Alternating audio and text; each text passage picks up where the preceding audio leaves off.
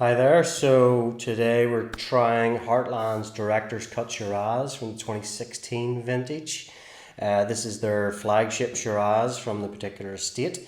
It is made in Langhorne Creek in South Australia by winemaker Ben Glaetzer, who's a good friend of ours, having worked for him vintage many years ago. And I know the quality of the wines Ben puts out are generally fantastic. So Heartland was created in the late 1990s by Ben and a group of other leading South Australian winemakers or wine investors, I suppose. Scott Collett being one of them, Grant Tilbrook another. So they came together, and what they wanted to achieve with the Heartland label, if you like, and the Heartland wines was not sort of a cash cow, I suppose. It was more about exploring the Langhorne Creek as a wine region and showing that off to the world a little bit, because at that point Langhorne Creek was relatively unknown. Maybe a bit of bulk wine or whatever coming out of there, but they spotted that there were some really good parcels of vines and they bought them up, and so became Heartland Wine. So you've got familiar wines such as your Shiraz and Cabernets, and they do a really good Dolcetto Lagran. The Director's Cut range is their sort of the cream of the crop, I suppose, and the Shiraz will be the flagship in that. They do make a one called now The One, which is essentially an ultra premium blend from the particular winery, but as a flagship, the Director's Cut Shiraz would be it.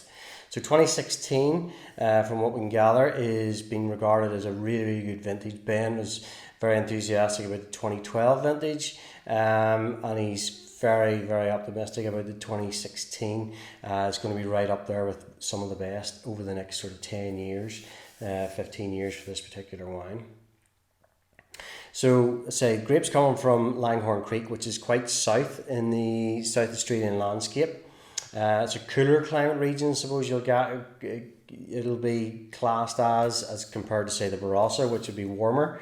So the grapes coming from there and the fruit coming from there is a little bit different, a little bit more peppery slice, more medium bodied than sort of the stuff further north.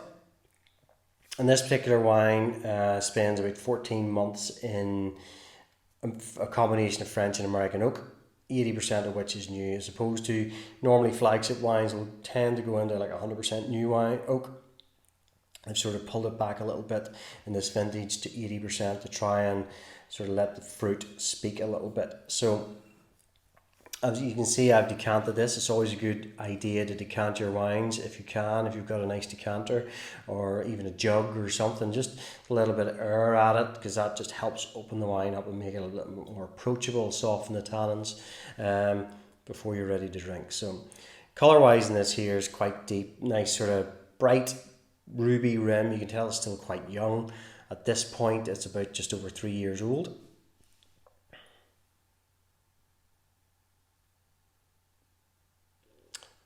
Initially sort of sweet cherry fruit, some blackberries. You get that classic sort of pencil shavings that you get from good Shiraz.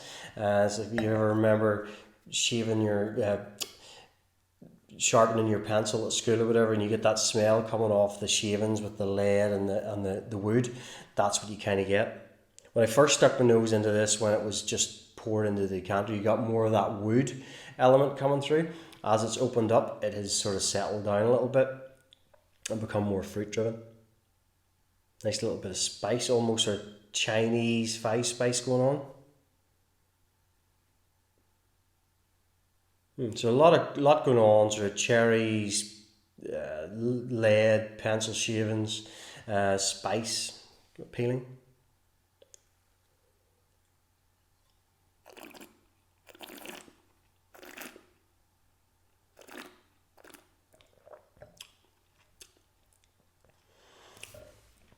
So a medium weight on the palate. It's not a real big blockbuster Shiraz by any means. It is 14.5%, so it is quite alcoholic, but that's typical for wines from this part of the world.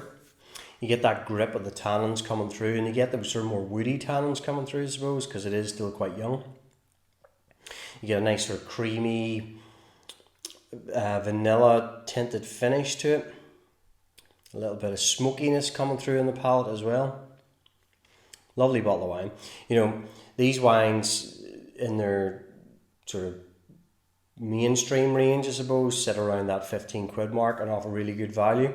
The director's cut wines can give you a lot of bang for your buck around those mid 20s nowadays. Lovely examples of the wines coming out of South Australia.